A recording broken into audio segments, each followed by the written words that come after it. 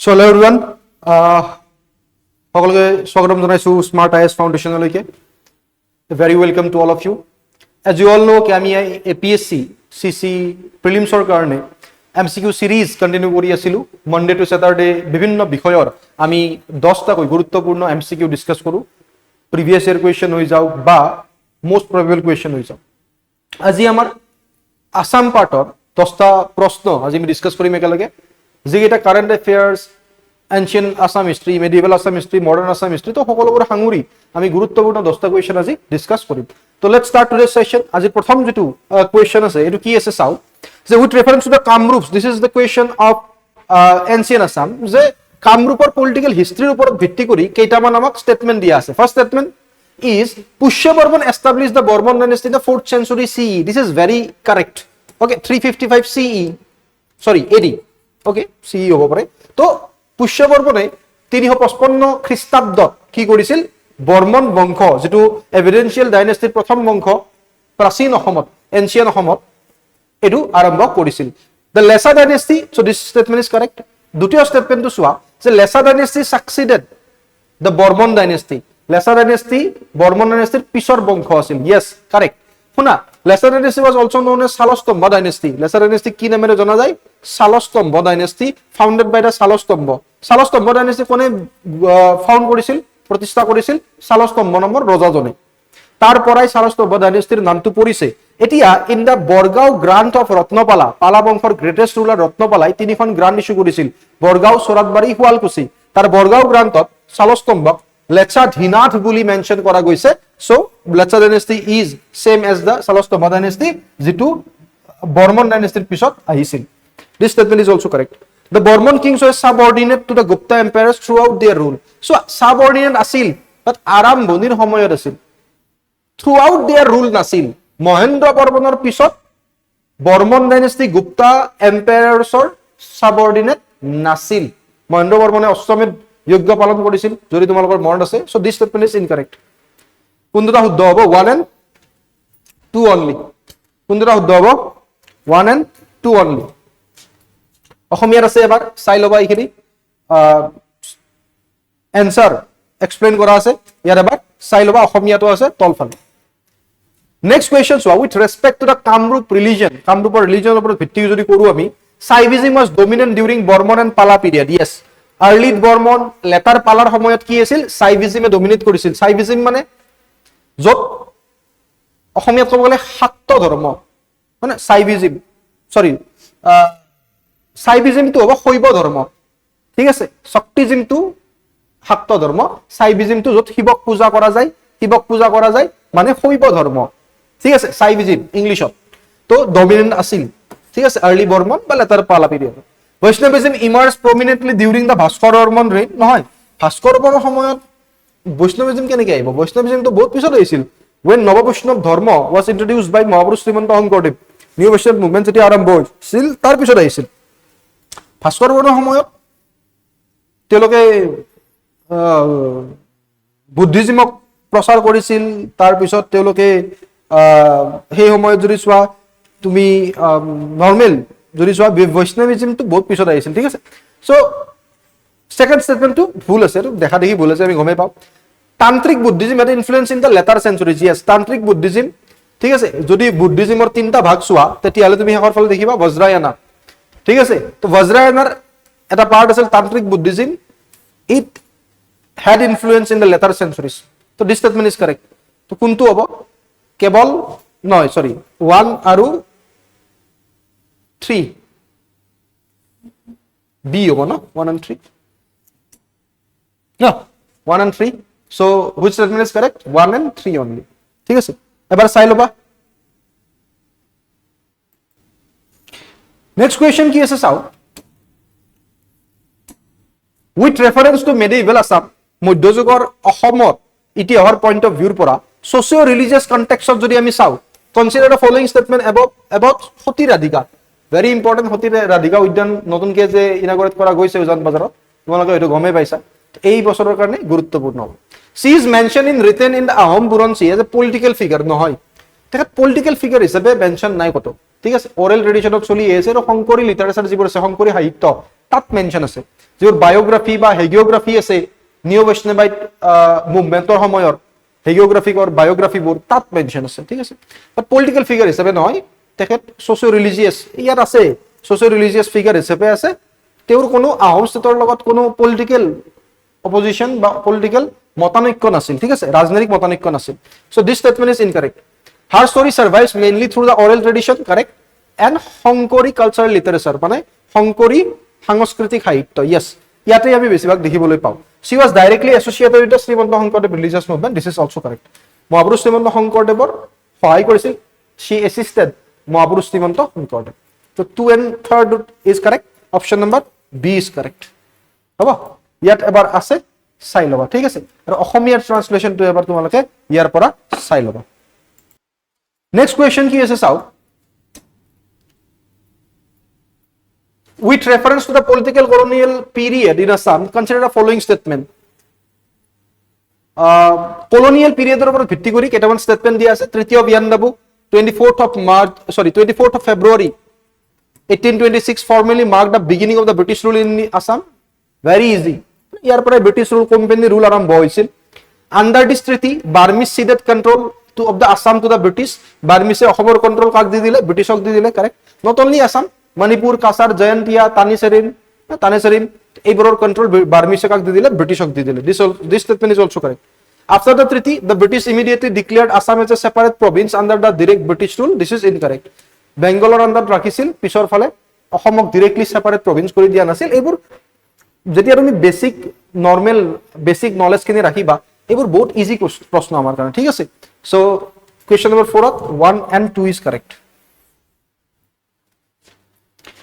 Okay, so this is the explanation. এবাৰ চাই লবা, অসমীয়া ইংলিছ একেলগে আছে। নেক্সট কুৱেশ্যন চোৱা। Consider following statement. কেইটামান statement দিয়া আছে। Assam Legislative Assembly, অসম বিধানসভাৰ কথা কৈছে, can pass a no confidence motion against the governor. আমি আজি যেটো ৰাতিপুৱাৰ ক্লাছ আছিল 7টা বজাৰ, ৰাতিপুৱা 7 AM ৰ যেটো ক্লাছ আছিল, তাত আমি ডিসকাস কৰিছিলো ইয়াৰ বিষয়ে। তো Assam Legislative Assembly can pass a no confidence motion against the governor.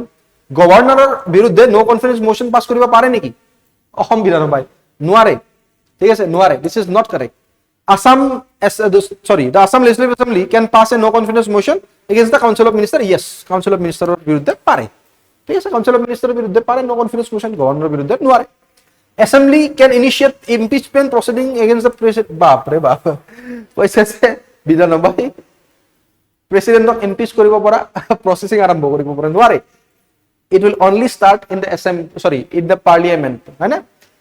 পাৰ্লিয়ামেন্টত আৰম্ভ হ'ব পাৰে, state assembly নোৱাৰে, ঠিক আছে। So this statement is also incorrect, হয়। তো ইয়াৰ correct option কি হ'ব? Option number B, that is 2 only. তো ইয়াত এবাৰ চাই লবা, আছে ইয়াত explanation খিনি। Next question কি আছে চাও। With reference to the Kumar Bhaskar Varma hetu, consider the following statement. Kumar Bhaskar Barma হেতুৰ ওপৰত ভিত্তি কৰি কেইটামান ষ্টেটমেন্ট দিছে যে it is an extradosed prestressed concrete bridge, মানে PSC। মানে এক্সট্ৰা ডোজ PSC ব্ৰিজ মানে কি জানানে নাই? য'ত ট্ৰেডিশনেল মেথডৰ লগতে কেবল মেথড ব্যৱহাৰ কৰা যায়। তোমালোকে দেখিছা নিশ্চয়, কুমাৰ ভাস্কৰ বৰ্মা হেতু দেখিছা ন? এনেকে যে কেবল ব্যৱহাৰ কৰা যায়, কেবুলৰ ব্যৱহাৰ, হয় নহয়? কেবুলৰ ব্যৱহাৰ কৰে নে নাই? তো এইবোৰ তো ট্ৰেডিশনেল মেথডৰ লগত যেতিয়া কেবুলৰ ব্যৱহাৰ কৰিব, তো ইয়াক PSC ব্ৰিজ বুলি ক'ব, একদম সিম্পল ভাবে মনত ৰাখা। তো যদি ইয়াত চোৱা যে it can extradosed prestressed concrete PSC bridge, this is statement is correct. The bridge span over Brahmaputra river in Guwahati, correct. It consists of a dual use infrastructure design integrated with emergency landing for the Indian Air Force. নহয়, emergency ল্যান্ডিংৰ কাৰণে নহয়, যান-জঁট বন্ধ কৰিবৰ কাৰণে গুৱাহাটীত, হয় না? যান-জঁট বন্ধ কৰিবৰ কাৰণে, যাতে উত্তৰ গুৱাহাটী দি সেইফালে চিধা হয়, অলপ যান-জঁট বন্ধ হয় গুৱাহাটীখনত, সেই কাৰণে। So this statement is not correct. 1 আৰু 2 correct হ'ব, মানে 1 and 2 only is correct. ইয়াত ইংলিশ এক্সপ্লেনেশন আৰু অসমীয়া এক্সপ্লেনেশন আছে, এবাৰ চাই ল'বা। নেক্সট কুৱেশ্যন কি আছে? With reference to the emergency landing facility, Moran Naharkatia landing facility তোমালোকে হয়তো গম পোৱা, ডিব্ৰুগড় ডিষ্ট্ৰিক্টত আছে। Moran Naharkatia emergency landing facility national highway ডিব্ৰুগড়ত নতুনকৈ আৰম্ভ কৰিছে, ঠিক আছে। তো মানে আছে, আৰু it was the first such facility in the entire north east region, গোটেই উত্তৰ পূৰ্বাঞ্চলত প্ৰথম। It was developed, this is correct, है ना, গোটেই উত্তৰ পূৰ্বাঞ্চলত প্ৰথম। It was developed exclusively for commercial aviation নহয়, commercial aviationৰ কাৰণে নহয়, এয়াৰক্ৰাফ্ট বা এয়াৰ ফোৰ্চৰ এয়াৰক্ৰাফ্ট লেণ্ডিঙৰ কাৰণে, for during the case of natural disaster বা warfare scenario, এনেকুৱা ক্ষেত্ৰত, not for the commercial aviation purpose. It is situated on the national highway in the Dibrugarh district, this is correct, অলপ আগতে মই ক'লো। এই হিচাপত চাব গ'লে আমি পালো যে ইয়াৰ ভিতৰত অপশ্যন 1 and 3 is correct, ইয়াৰ ভিতৰত অপশ্যন 1 and 3 is correct, এবাৰ পঢ়ি ল'বা তোমালোকে, ঠিক আছে।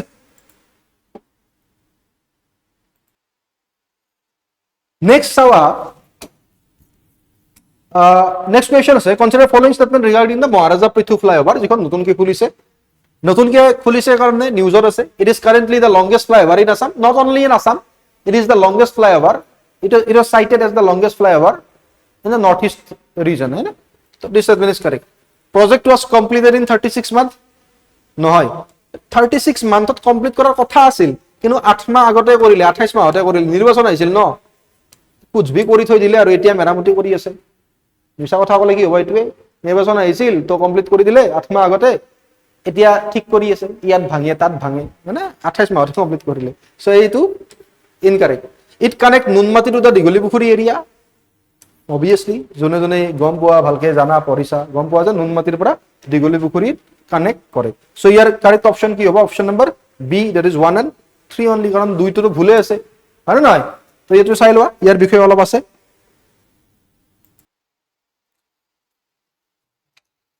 নেক্সট কুৱেশ্যন কি আছে, consider the following statement regarding the শ্ৰদ্ধাঞ্জলি স্কিম। দুখীয়া ষ্টুডেণ্টছ, ওয়াৰ্কাৰ্ছ, লো ইনকাম যাৰ হয় বা যাৰ মডাৰেট ইনকাম হয়, দুখীয়া মডাৰেট ইনকাম যিবোৰ ষ্টুডেণ্টছ আছে, যিবোৰে কাম কৰি আছে বাহিৰত, তো সেইবিলাকৰ কাৰণে, ঠিক আছে। The scheme provide financial assistance to all Assam residents regardless of their economic background. Common sense or কথা না, যদি ইকোনমিক ব্যাকগ্রাউন্ড থাকে স্কিমটো উলাব কিয় নোলাই, তো regardless of their economic background তো ভুল, ঠিক আছে। স্পেশাল ব্রাঞ্চ হয় না, মনত ৰাখিবা, অসম পুলিচৰ এটা নতুন বা স্পেশাল ব্ৰাঞ্চ এটা খুলিছে, কিহৰ কাৰণে, এজ এ নোডেল এজেন্সি হিচাপে, মানে তেওঁলোকে যাতে এই স্কিমটোৰ ইমপ্লিমেন্টেশনটো চোৱা চিতা কৰি থাকিব পাৰে, এই স্কিমৰ ইমপ্লিমেন্টেশন যাতে ভালকে চোৱা চিতা কৰি থাকিব পাৰে, তাৰ কাৰণে আসাম পুলিচৰ এটা নতুন স্পেশাল ব্ৰাঞ্চ উলিওৱা গৈছে। So this statement is correct. Death occurring during medical treatment outside the state are explicitly covered, নহয় যদি কোনোবা মানুহে বাহিৰত নিজৰ বেমাৰ দেখাবলৈ যায় আৰু তাত যদি তেখেতৰ মৃত্যু হয়, তেতিয়াহ'লে এই স্কিমৰ আন্ডাৰত ই নপৰে, ঠিক আছে। তো ইয়াৰ কাৰেক্ট অপশ্যন হ'ব অপশ্যন নম্বৰ 2, মানে ইয়েছ, অপশ্যন নম্বৰ 2 টো কাৰেক্ট হ'ব, মানে B, option number B is correct, ঠিক আছে। ইয়াত এবাৰ আছে, তোমালোকে চকু ফুৰাই লোৱা এবাৰ ইয়াত।